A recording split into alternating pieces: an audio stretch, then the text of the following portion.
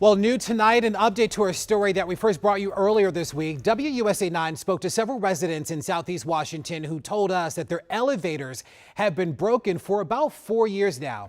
Many of them expressed safety concerns for their neighbors, like disabled veterans and people that use wheelchairs. Well, tonight, residents tell us that one of their neighbors who uses a wheelchair fell down the stairs just days after our initial story aired Thursday. Leslie Moreno has an update. Last Thursday, WUSA 9 was at Parc Riverside in Southeast D.C. talking to residents who said their non-working elevators posed a risk to vulnerable residents. Tell me how somebody in a wheelchair is supposed to climb those stairs. What?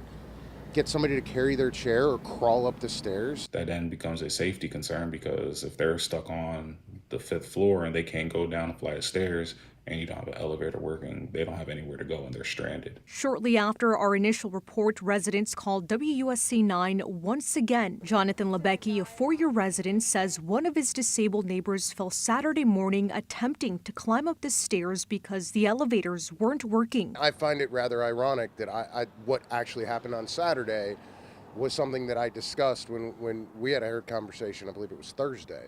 But yes, one of the gentlemen who was in a wheelchair in the building tried to go up a flight of stairs because that is what the building has required of him, especially after he had waited, I believe, like 30 minutes for an elevator, and he fell and is now currently, at least last I heard, he was still admitted to the hospital. WUSA 9 spoke to that man who uses a wheelchair and fell Saturday morning. He confirmed the account. According to D.C.'s Department of Buildings, at least one elevator must be working to be compliant with D.C. code.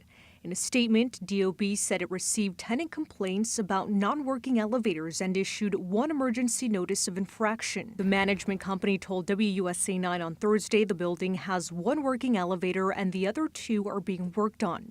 Residents say the elevators continue to break even after repairs are made. Yeah, for an able-bodied person, they view having 2 out of 3 elevators down as a minor inconvenience. For those with disabilities, as demonstrated by the fact that one person's in the hospital, that's not the case. I've reached out to the management company once again to see if they can provide an update on the residents seen in the picture and to get an update and a timeline on when repairs will be completed.